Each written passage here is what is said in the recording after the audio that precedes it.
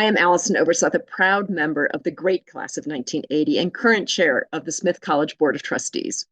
What a treat it is to join you for this special conversation with our president, Sarah Willie-LeBreton. Even on Zoom, I can feel that wonderful Smith energy. Before I officially welcome Sarah, I want to tell you a bit about her and why she is an extraordinary leader for Smith at this moment in our history. There's so much to admire about Sarah, her boldness, warmth, courage, authenticity, humor, grace, empathy, and her deep understanding and unabiding belief in the immense power education has to truly transform lives. Simply, Sarah is the right leader at the right time for Smith. She embodies everything we could have ever hoped for in a Smith president. If you've been on campus recently and seen her in action, you know what I mean. Students greet her as they would a rock star. At Rally Day last month, the cheers and foot stomps that erupted when she simply walked on stage shook the rafters of John M. Green Hall. They leave treats outside her office door. They seek her advice and counsel. They stop to take selfies with her.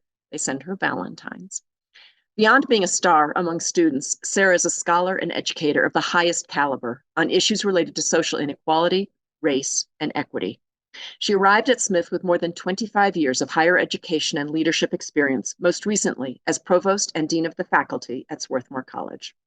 I am thrilled and honored to be able to work alongside her as we envision Smith's future together.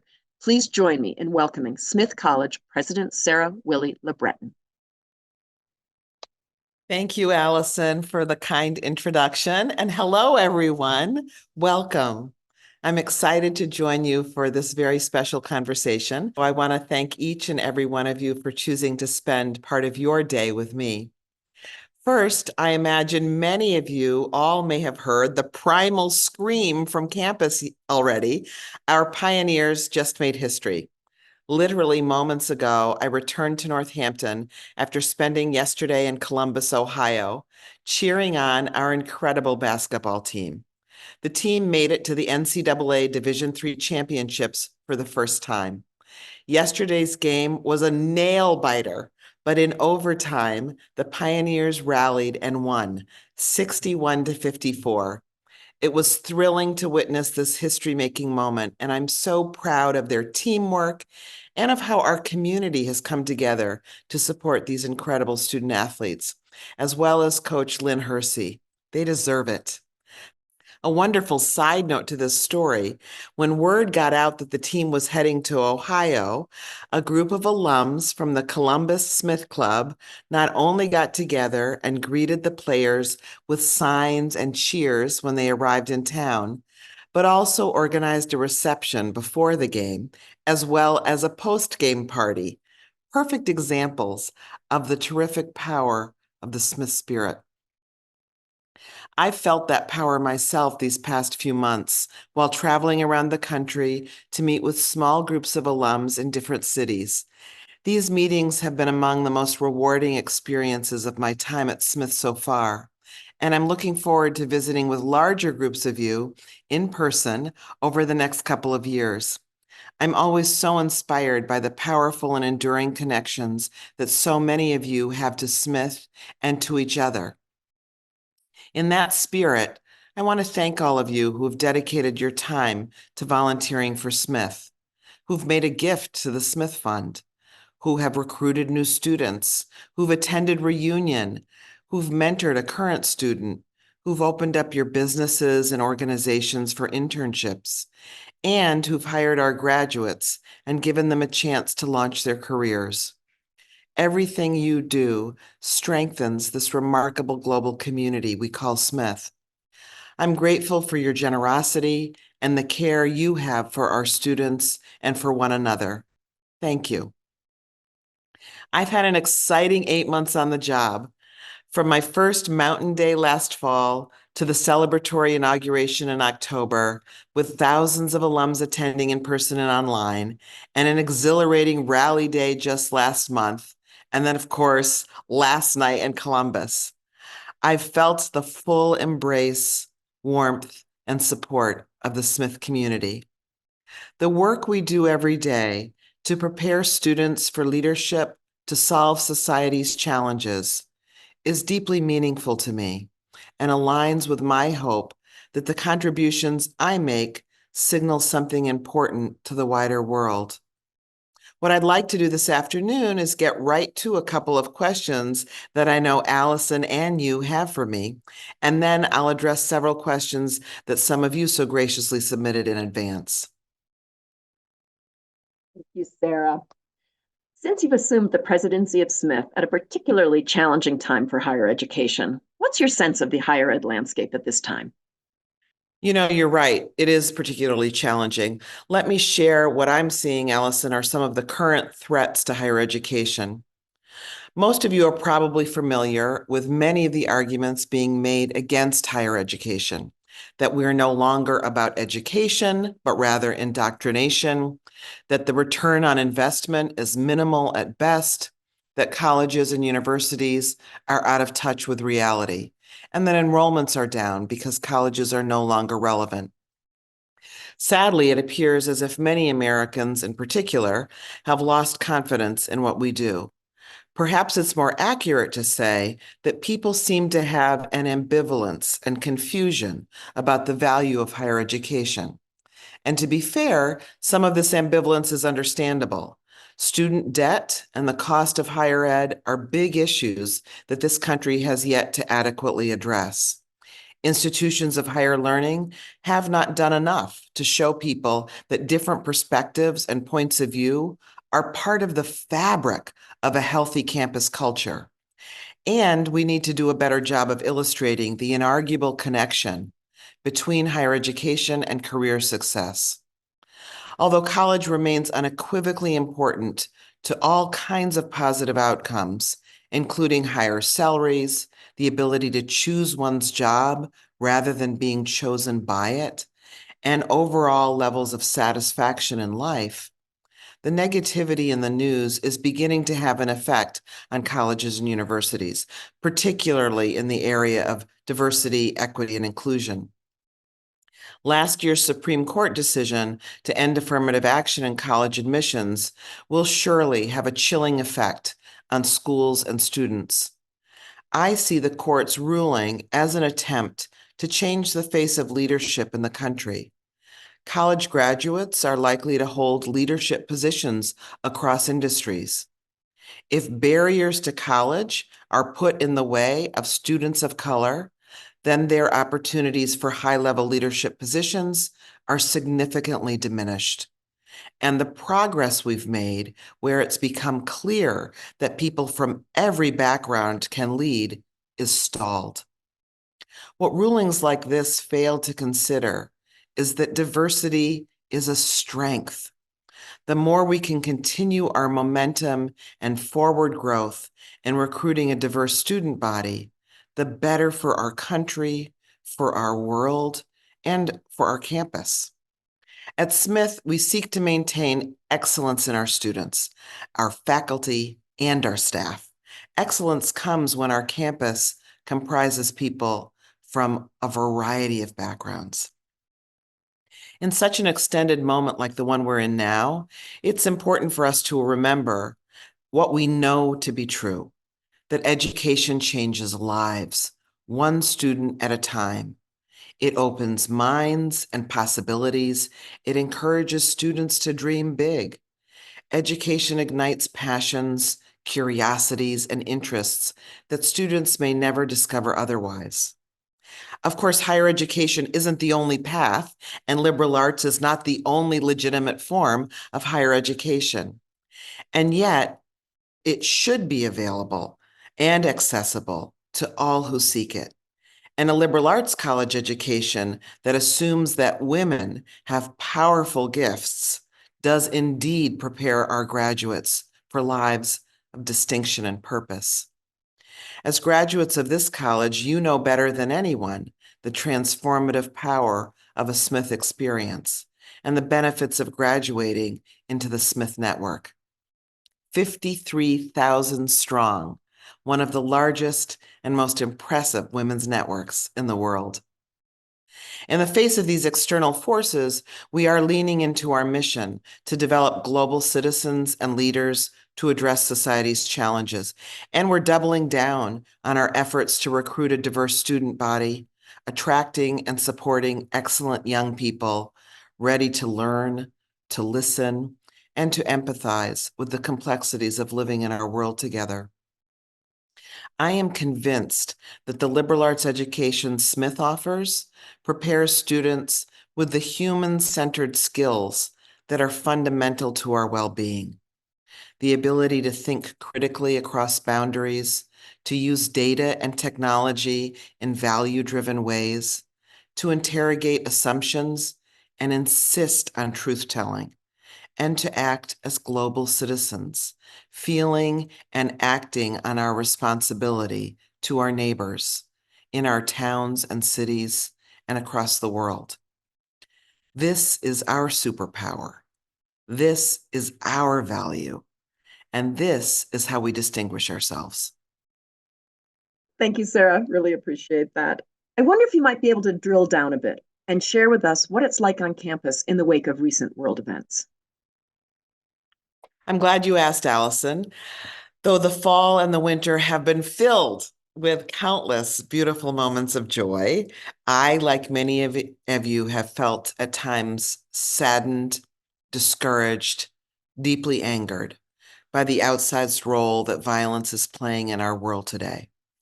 Our students are experiencing these same emotions, and many of them are unsure where to place their frustration and distrust. Over the past few months, I've had the privilege of sitting down, both formally and informally, with groups of students and individuals in my office, in their houses, in our classrooms. My intent in these meetings is to listen to what's on their minds so that I can better understand how they're metabolizing the extreme violence here in this country and elsewhere in the world, particularly around the Israel and Palestine conflict. Students want change in the world. They want change on campus, and they want us to be better humans. They want to be heard. I'll be honest, many have been frustrated with me. They want me to make the kinds of public statements to which they are sure world leaders will listen. I've tried to make it clear to them that first and foremost, I will not tolerate threats of violence, anti-Semitism, Islamophobia, or hate of any kind on our campus. There is no place for that kind of behavior in our community. Full stop. Second, I want students to understand that my role as president is to do everything in my power to create an environment where we expect that people will exchange ideas and express their opinions vigorously and respectfully, and will be considerate listeners, swayed if their minds change. That exchange of ideas may at times take the form of peaceful assemblies or protests, but our collective goal is really listening to each other and engaging in deeply meaningful conversations without fear of retribution, violence, or threats. What I've learned from talking to students, faculty, and staff is that the campus isn't quite where it needs to be in terms of people of every identity caring for each other. So I'm reaching out to faculty, students, and staff to figure out how we get there together. And one of those ways is to engage in the kind of animated and sometimes uncomfortable conversations that many of us remember from our college days. And of course, we will continue to educate, to model, to listen, and we'll determine the best ways to come together in community to move the campus toward greater mutual respect and empathy. These are the principles of democratic living and really the hallmarks of higher education. And I'm bringing a set of experts on coalition building to campus and beginning to have hard conversations on campus so that they can work with us to help accomplish those. Thank you for walking us through so thoughtfully through these big major issues on campus. Thank you. I really appreciate your candor, Sarah. Let's turn to another important topic. You spoke earlier about the cost of higher education and how the country has not properly dealt with this issue. Could you share some of the ways Smith is addressing these issues on its own? Absolutely. That's another issue core to who we are. So I'm glad you brought it up. One of our best kept secrets that we must let the world know is that Smith will meet all demonstrated need of the students we accept. Our No Loans initiative is truly transforming the lives of our graduates. Smith is one of only a handful of select institutions, including Harvard, Princeton, Amherst, and Bowdoin, that have eliminated loans from their financial aid packages while also increasing financial aid. We were the first women's college among this distinguished group. For me, access matters because we know that students ready to engage a Smith education do not come from one class background, do not come from one racial background or one geographic area of the country or the world. And to be a truly excellent institution, we need outstanding students bringing their rich perspectives from all corners of society. We know that knowledge and wisdom grow in diverse settings. Scholarships light the path to Smith for so many remarkable high-achieving students. Today, more than 60% of the student body receives need-based institutional aid, and about 20% of students are the first in their families to go to college. Like so many of you, these students will take what they've learned here and make the world better. That's why it's so important to us to help raise funds for financial aid. Not just because you are supporting a deserving student with the opportunity to attend Smith, but also, and it is not an overstatement to say that an investment in financial aid is an investment in the future of our communities. It's indeed in the future leadership that we need to change the world. Because of financial aid, a biology major may go on to conduct research that helps prevent the next pandemic or cures cancer. A government major may lead a movement to protect democracy or broker a long, elusive peace accord. An artist who studied in Smith Studios may produce works that bridge cultures and help to heal society. Each of us has a role to play in making these life possibilities accessible for our students. Because if I've learned, Smithies help Smithies. We're so fortunate to be part of an institution that holds financial access as a central value. So hopefully debt plays less of a role as students choose careers. Knowing that our students will be leaders in many ways, including through their professions, what is Smith doing to prepare students for success? Can you talk a little bit more about the new Kathleen McCartney Hall and your vision for career development at Smith? Oh, I'm happy to. This is a topic I could spend the entire hour talking about. We're making some big moves to reimagine career development at Smith and to enhance the services we offer. As president, I believe that the power of a liberal arts education encompasses everything from providing every student with access to meaningful and thoughtful and inclusive opportunities to developing a vision for their own careers. We want McCartney Hall to be a hub where students can imagine their futures and connect with experts, mentors, and advisors who can guide them and help them realize their career dreams. The building will be home not only to our career development office, but also the Wordle Center for Leadership. So there will be a nice synergy between the two departments. McCartney Hall is just one component of an extensive effort to rethink career services. In line with our liberal arts values, we aspire to prepare students for purposeful leadership in the world of work. So we're focusing on three key areas: networks, career planning, and experiential learning.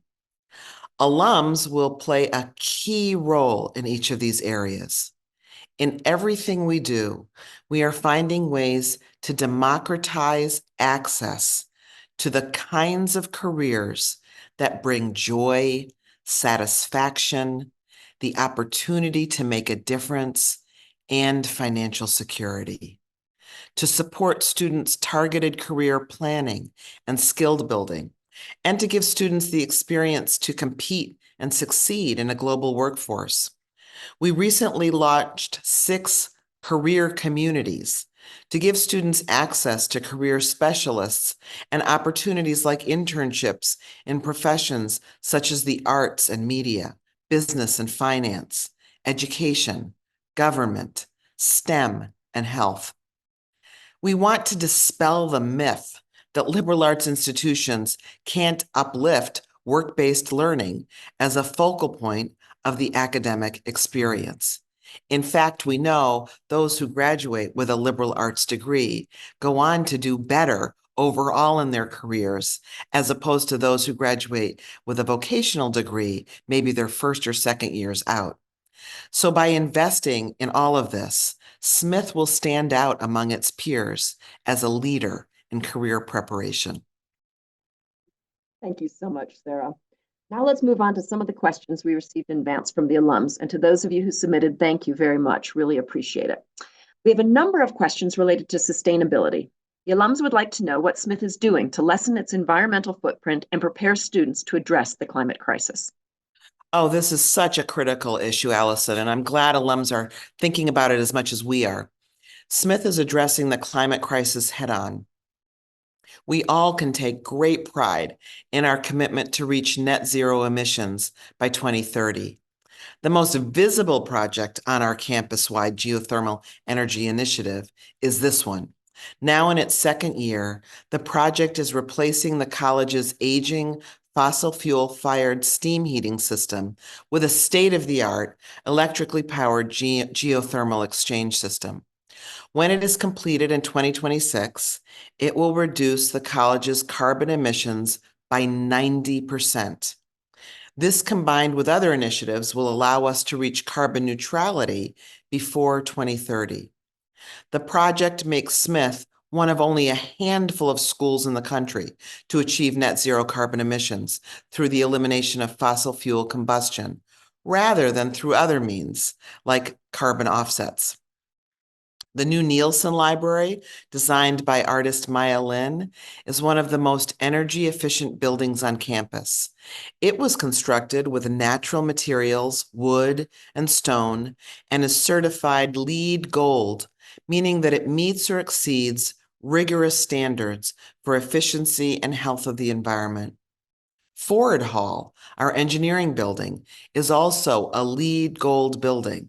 And the new Kathleen McCartney Hall, which just recently broke ground and when finished will house our career development services, will be constructed with responsibly sourced timber and will feature a living roof, among other sustainable elements. There are other less visible but just as impactful ways Smith is working to save the health of the planet. Our dining services chefs, for example, just recently received training from culinary specialists from the Humane Society of the United States to develop more plant-based meal options for students. This training session was just one piece of a larger effort to reduce meat consumption on campus by 15% and focus on more locally sourced food. And I can't talk about our sustainability efforts without addressing some of the ways we're weaving these issues throughout the curriculum. Our Center for the Environment, Ecological Design, and Sustainability, or SEEDS, is really the hub of so much of this work. The center helps make connections between academic programs and real-world sustainability challenges. Since 2013, Smith has offered nearly 100 courses each academic year that intersect with sustainability topics and themes. These courses are offered across about 50% of our academic departments. We've had sustainability-themed art exhibits and dance productions that use the environment as part of the performance. Students have partnered with the city of Northampton to design parks and help solve issues related to stormwater drainage, salamander migration, and local agriculture. I firmly believe that colleges like Smith have a responsibility to model the change we want to see in the world beyond our campuses. From these examples, I hope you see that Smith is taking decisive action to reduce its environmental footprint and chart a more sustainable future for all of us. I share your pride, Sarah, in all the incredible work Smith is doing to ensure the health of our planet and our community. Our next question has to do with a topic that I know is near and dear to you, the arts. One alum wants to know what's happening with the arts on campus. You're right. The arts are incredibly important and meaningful to me. My mother was a music teacher, so I was exposed from an early age to the beauty of art in its many forms. I'm grateful that there's such a vibrant arts culture on campus. We believe that exposure to the arts elevates the learning experience for all students, and we ensure that students have multiple ways to engage with art in many different ways. There are regular theater performances, exhibits of all kinds, dance performances, music performances, cultural events, and public displays of art all across campus. Of course, our Museum of Art is a magical place, and I'm so grateful to the two alums whose donations have made it possible for us to offer free admission to the community. So next time you're on campus, absolutely make the Art Museum one of your stops. About 2 years ago, Smith created a new Office of the Arts, led by Lee Fagan, an interdisciplinary arts and culture producer who has more than 20 years in arts administration. Since then, the office has become a central resource for elevating the arts on campus, with a goal of deepening the impact of the arts in the community and bringing more of our arts departments into deeper communication with each other. I'm excited that the office's first big public event is going to be a Smith Arts Day on April 13th. Across campus, there will be concerts by the music department, dance performances, and interactive mural large-scale art installations, 10-minute pop-up dance parties, and a performance of Romeo and Juliet by Smith Shakes, a student organization that regularly performs the works of Shakespeare. If you're in the Northampton area on that day, I encourage you to attend. In fact, it might be worth a trip on its own. It's going to be an amazing celebration of Smith's creative community. Sounds incredible. I'm checking my calendar to see if I'm free. That's incredible. Okay, my next question may be one of my favorite. Our next question is from a parent who wants to know, how can I better prepare my child for a successful and happy college experience? I'm happy to offer some advice. The college search process is an exciting time, but it can also feel a bit overwhelming for students and their families. I'd encourage your child to talk to friends, teammates, teachers, and guidance counselors. Also, empower your child to make some of the decisions without consulting you. That provides them with a sense of ownership and agency that will serve them well when they're on campus away from home. And when you're considering colleges, encourage your student to look into clubs and other organizations that speak to their interests, hobbies, and personal passions. Support them when they step out of their comfort zones, knowing that you have their back and will inspire them to try new things that will make for a better college experience. Thank you. And speaking of children, we have a very special question from a 9-year-old daughter of an alum who asks, what's it like being president of Smith College? Well, first of all, I'm so pleased that a 9-year-old daughter is already interested in the president's job. Hooray for dreaming big.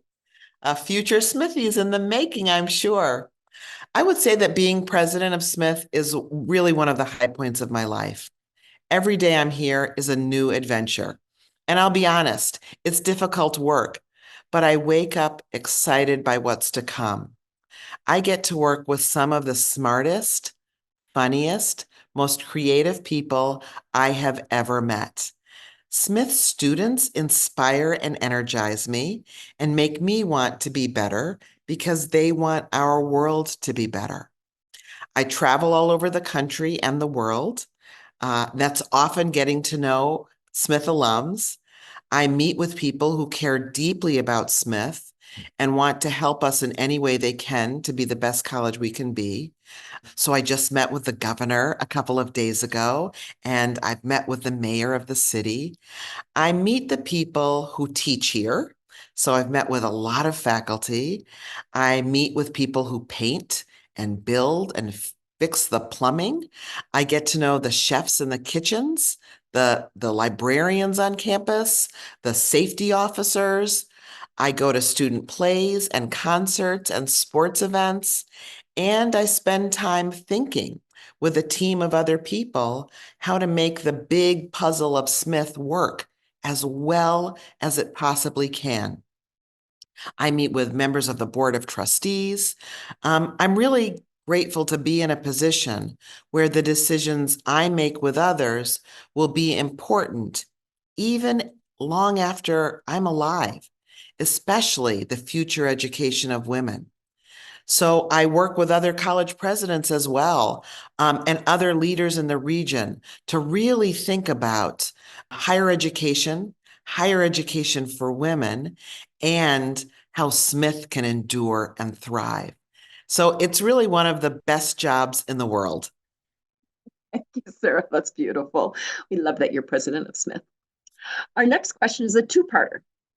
First, in these early days of your presidency, what have you come to most enjoy about Smith? And second, what are your goals for Smith? Oh, this is a fun question. Let me start with my current favorite things. I'm still exploring and relishing the changing of the seasons in New England, but I love the campus landscape and how it was designed for wandering and facilitating a deep connection to nature.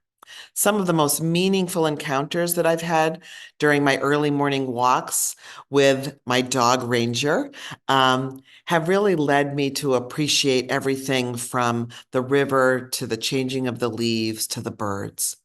I love attending athletic events. In addition to basketball games, I've been to lacrosse tournaments and swim meets and field hockey and soccer and rugby, which makes my heart beat fast because it feels like everybody's piling on our students, but usually our students are piling on everybody else. I've also gone to plays and concerts and art shows on campus. And I love, love, love Smith's traditions. At Rally Day last month, I said that I'd never worked at an institution that celebrates its history and its community so powerfully. And it's really just inspiring. I think finally, I love the connection between Smith and the city of Northampton.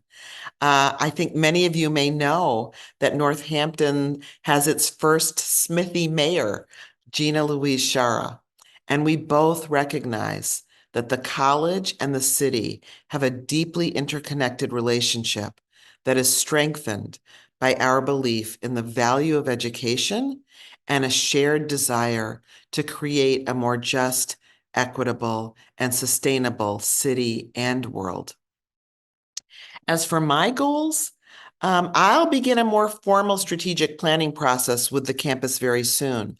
But for now, I will say that I believe we really have to be vigilant in keeping a Smith education accessible, about attracting terrific students without regard to their personal circumstances, ensuring that our community is welcoming to everyone. That's ongoing work. We all can lead into that growing edge of checking our own stereotype and prejudgments about others and embracing the variety of people we meet here, and innovating so that we're preparing our students to be the best possible leaders in a world that becomes more complex every day. In fact, in my parents' generation, people often expected that women, depending on their circumstance, would be housewives, and that it would be their husbands who would work in the world. Now, we have all kinds of partnerships these days, and all kinds of choices that women make, thanks to a lot of the hard work that women before us have accomplished. But most people would have assumed that our graduates would have one job for the course of their lives at one company or one institution. Our students who are graduating today are expected to have between 17 and 21 jobs over the course of their lives. So we need to prepare them to be flexible and plastic in their thinking and be ready to collaborate with others because they will have jobs that haven't even been invented yet. So these are the kinds of themes that have come up in conversations I've had with students, faculty, staff, and alums. And it's really encouraging to me that all of our priorities are aligned, especially as we consider Smith's future. Thank you so much. You mentioned innovating and educating our students to be the best possible leaders across a variety of contexts. This next question relates in some way to that idea. An alum wants to know what kind of experiences do students have working with faculty at Smith to make them better, more critical thinkers? Well, I'm still getting to know the academic culture at Smith, but as many of you experience, the bonds between faculty and students are incredibly strong. Students come to faculty eager to learn, to discover their passions, and to make a difference both on campus and out in the world. By turn, the work of faculty carries tremendous weight and meaning. The scholarship they create, the knowledge they share, the way they teach, their mentoring advances not only Smith College, but our society and our world. One thing that makes that connection between students and faculty so special is that because of our size and educational mission, students work directly with faculty, not graduate students. We do have a few graduate students, and working with them is a boon. But it's really one of the special hallmarks of a small liberal arts college and a place like Smith, where students have that one-on-one contact with their faculty. Every student is assigned an academic advisor who's a member of the faculty. And throughout their time at Smith, students have the opportunity to engage in faculty-led research projects and present at national conferences, experiences that students from many other colleges often don't get until they go to graduate school, or they have the opportunity to be in plays and musical experiences and artistic experiences where they're working side by side with faculty to understand what it means to do lighting, to do directing, to do acting. So there are a lot of ways in which students are working right with faculty. We have an annual showcase called Celebrating Collaborations, in which students present the projects they've been working on with faculty. Our labs in particular foster strong connections between faculty and students. Labs are where new ideas are tested, where experiments that could change the course of history really take flight. At night, I'll often see the lights on in Ford Hall, our science and engineering building, and know that students and faculty are inside hashing out big ideas together.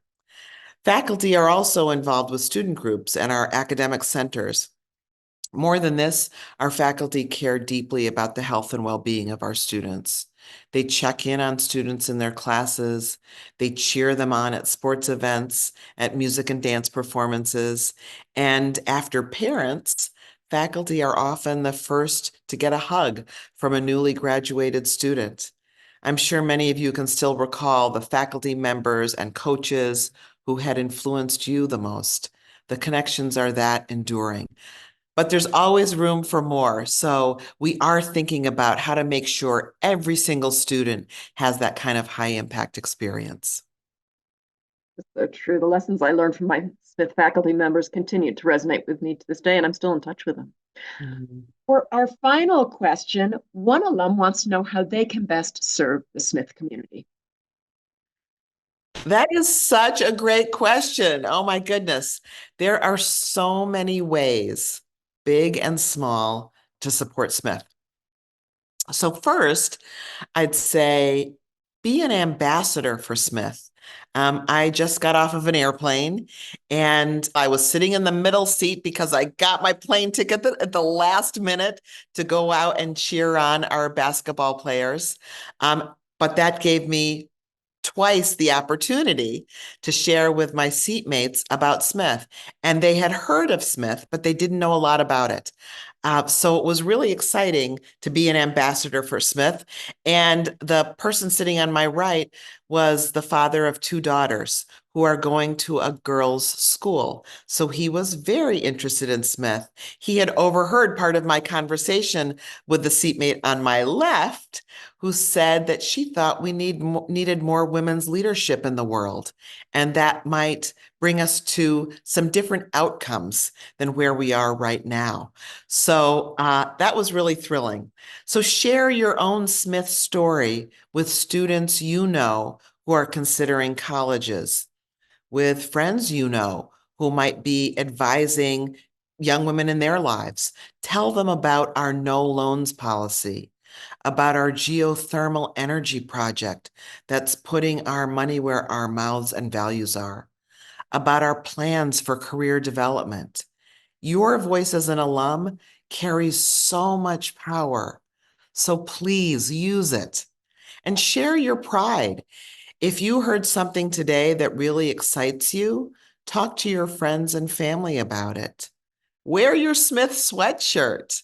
Um, if you had a Smith experience that was ambivalent or frustrating, look into what we're doing now and how we're leaning in to making Smith as inclusive, as mutually respectful as we possibly can.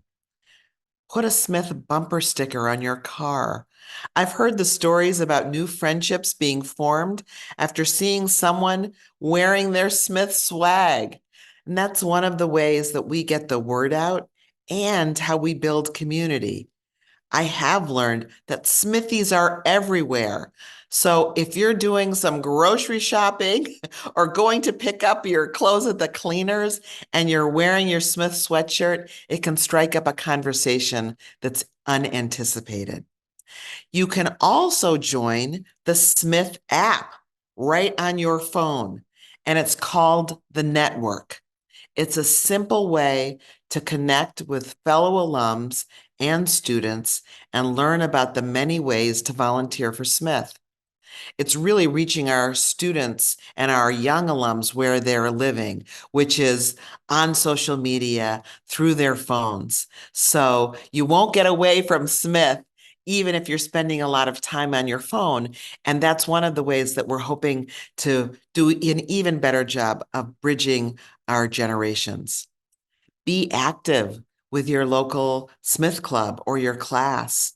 There are more than 120 Smith clubs around the world. They're a great way to bring a bit of Smith to your hometown. Come back for reunion. I'm so looking forward to greeting alums back on campus for my first reunions this May. We're planning a fantastic celebration. If it's your reunion year, we invite you to come home. Finally, please consider making a gift to the Smith Fund. I had to do it. You knew I had to do it. Smith is thriving because of the enduring generosity of alums, and we couldn't thank you enough. This has been a terrific conversation and event. Thank you all for your great questions. I really couldn't be more excited to be president of Smith at this moment in our history. Next year, we will celebrate the college's 150th anniversary. And I am so looking forward to being able to reflect on our past and Smith's enduring place in the world. Together, we share a responsibility for carrying forward Sophia Smith's legacy. I have a niece named Sophia, so that's why I trip on this. But we really do have a wonderful legacy, and ensuring that this college remains, in her words, a perennial blessing to the country and the world. I invite you to write Smith's next chapter with me. Thanks, everyone, for listening. Thank you, Sarah, for sharing your reflections and most importantly, for leading our beloved alma mater. Thank you to all the alums who were able to join us for this lovely event. Appreciate your time always and appreciate all the ways that you engage with this college to make it a stronger and more wonderful institution. Wishing you all a spectacular day and a really lovely spring.